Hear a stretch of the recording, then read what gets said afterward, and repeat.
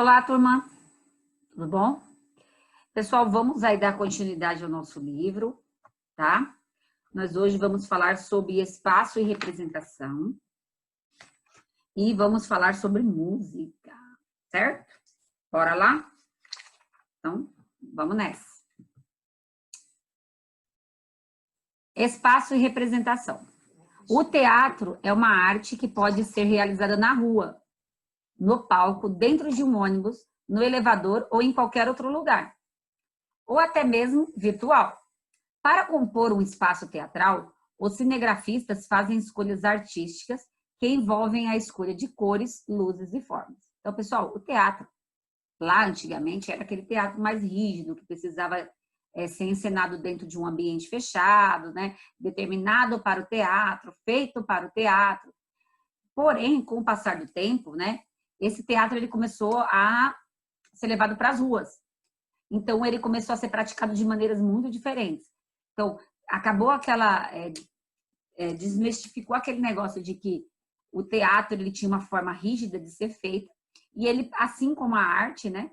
E ele passou a ser feito de maneiras diferenciadas. Então, a gente vê que dentro da arte, tudo que é arte contemporânea está desmistificando uma arte anterior, né? Um método de se fazer anterior, né?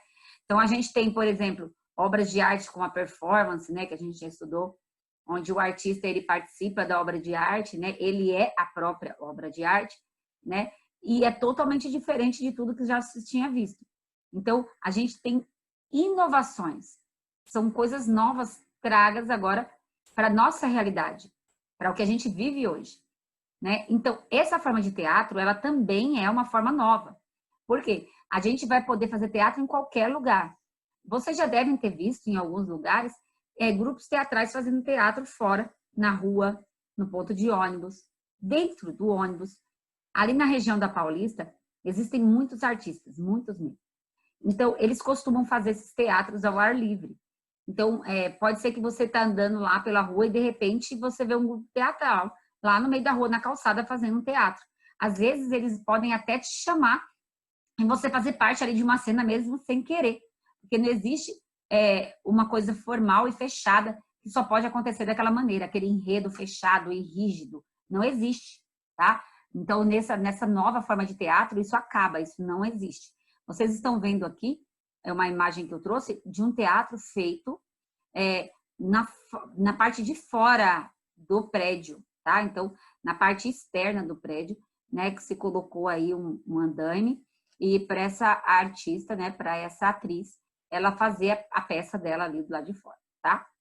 Então, vamos ver. Ó. O Teatro da Vertigem é uma companhia teatral paulistana que tem como uma de suas características encenar espetáculos em locais nada convencionais.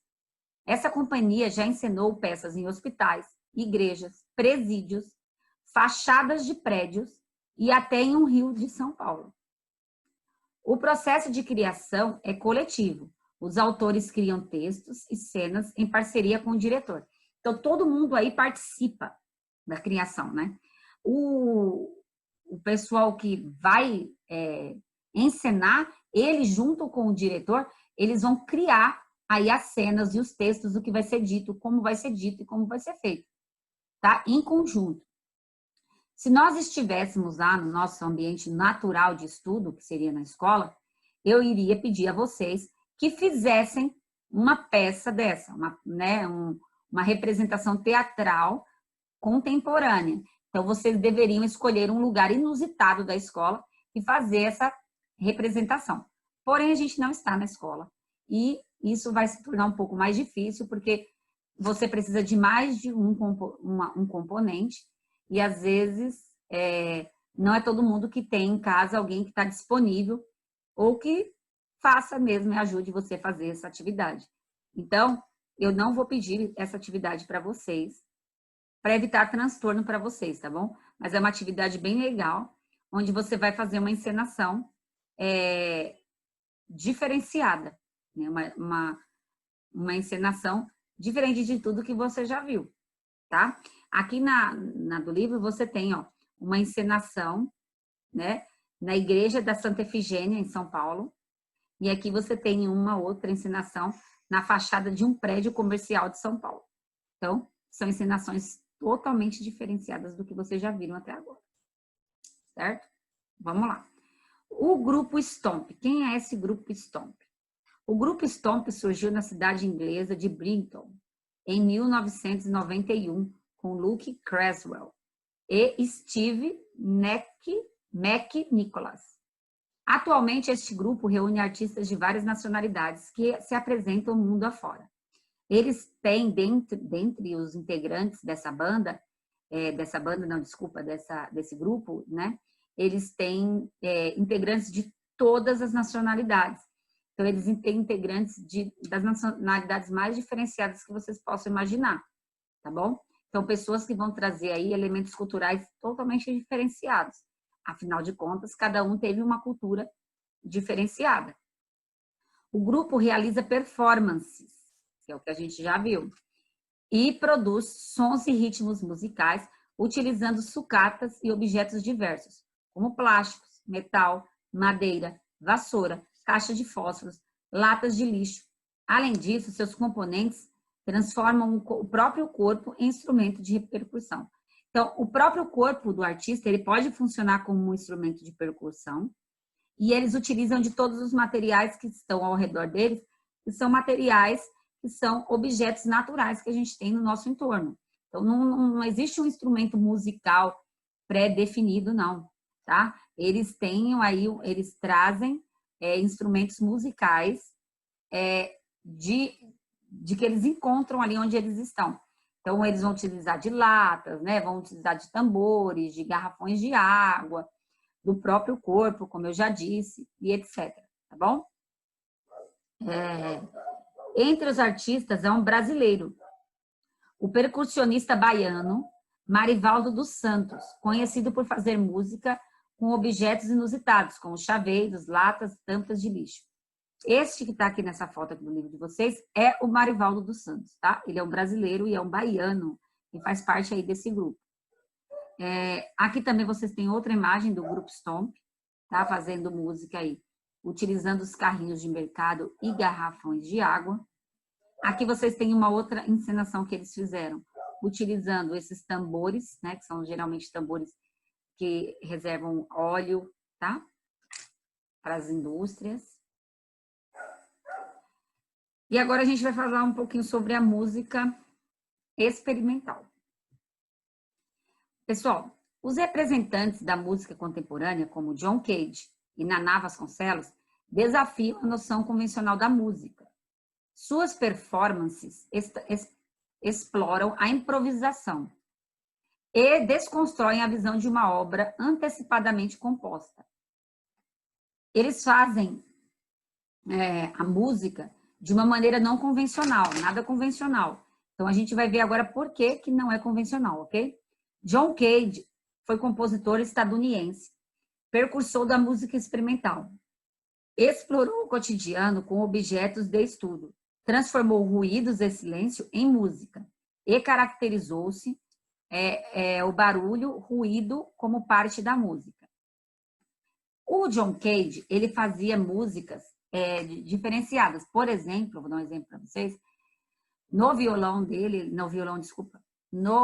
piano dele, ele colocava pedaços de papel, pedaços de madeira, pedaços de ferro, ele entre as cordas do piano.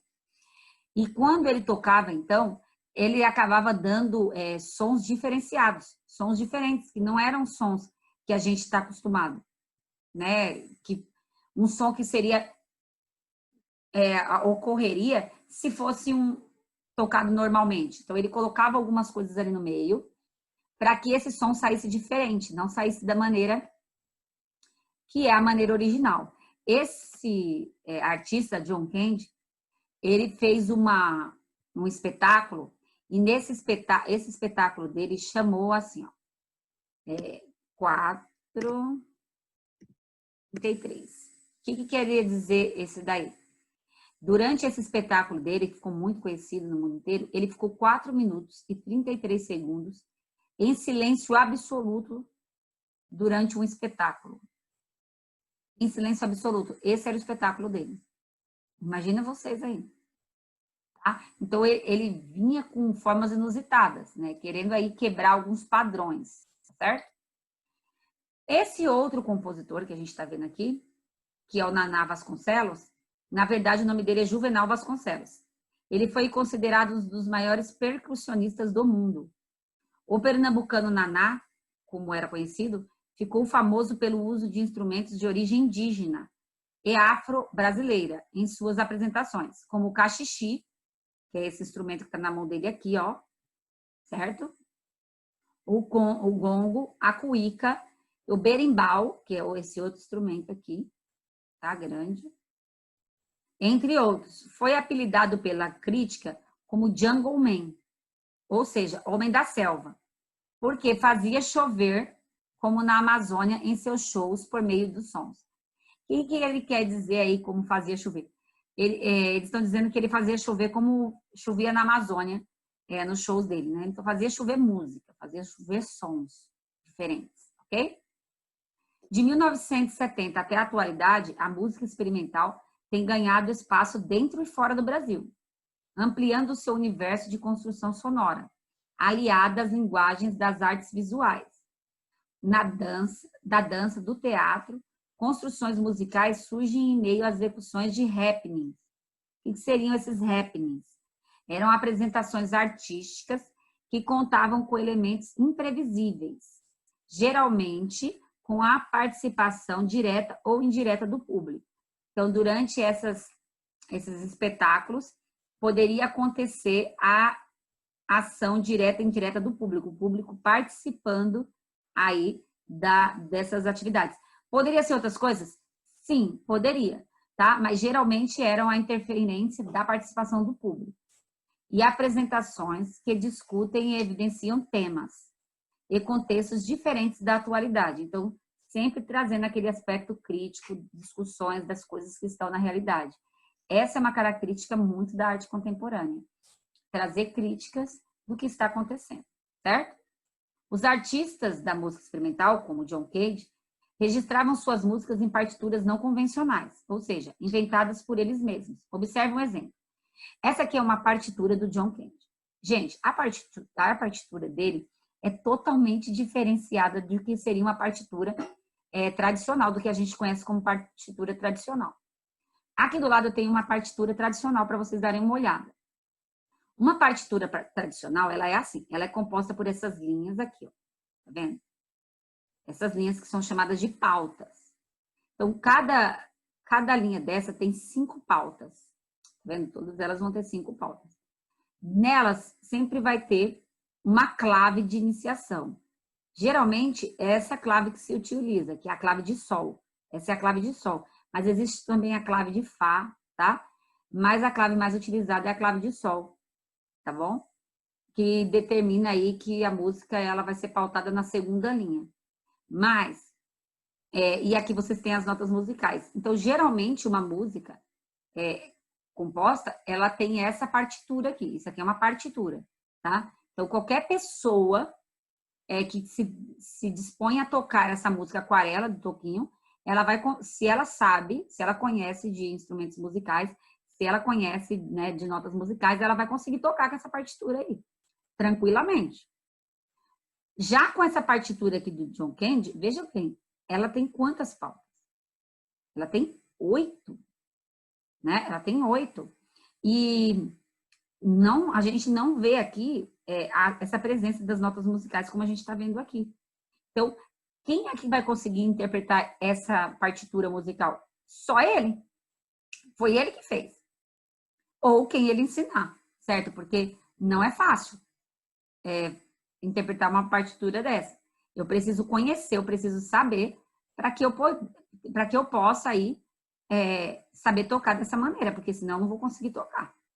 Então, é uma característica do John Cage. Então, só quem sabe tocar, ele ou quem ele ensinar. Já a partitura normal, né, que a gente tem, é uma partitura que qualquer pessoa consiga tocar, tá bom? Qualquer música. Vamos para a próxima página. Bom, essa aqui é outra partitura, gente. Olha que partitura doida. Muito difícil, ninguém consegue fazer uma partitura assim tão simples, né, de se fazer. Meio difícil. Agora, o que você vai fazer? Escolha objetos feitos de diferentes materiais. Depois, descubra as qualidades sonoras de cada um deles e construa uma composição musical, como fizeram John Cage e Naná Vasconcelos, entre outros compositores de música experimental. Para que sua composição fique ainda mais rica, experimente variações de velocidades no ritmo, alternância entre tons agudos e graves. Então, a gente tem aqui a alternância de tons agudos e graves. O que são os tons? O tom grave é o tom que ele é um tom forte, a gente chama ele de tom forte, que geralmente é o da voz dos meninos, mais grosso, tá? E o tom agudo é um tom mais fino, geralmente de voz de menina. Então, a gente pode dizer, por exemplo, o canto de um pássaro, ele é agudo. O mugido de uma vaca, ele é grave, ok? A diferença é essa, tá bom? No espaço abaixo, você vai fazer a sua partitura. Você não vai respeitar aquela partitura que eu falei para vocês aqui, que é uma partitura normal. Você vai fazer a sua, assim como o John Cage fez a dele. Você vai fazer a sua partitura. Tá bom? Registre uma partitura alternativa, informando a sequência de sons de maneira não convencional. Grave uma música com aparelho de celular e apresente para a turma. O que você vai fazer aqui? Você pode, por exemplo, utilizar o rasgar de papel, o bater de latas. Você vai utilizar de sons. Eu não vou pedir para vocês entregarem para mim essa gravação, porque vocês já estão fazendo uma vinheta. Então, eu não quero deixar vocês cheios de atividade, porque vocês já têm aí um monte de atividades para entregar dos outros professores. Eu não quero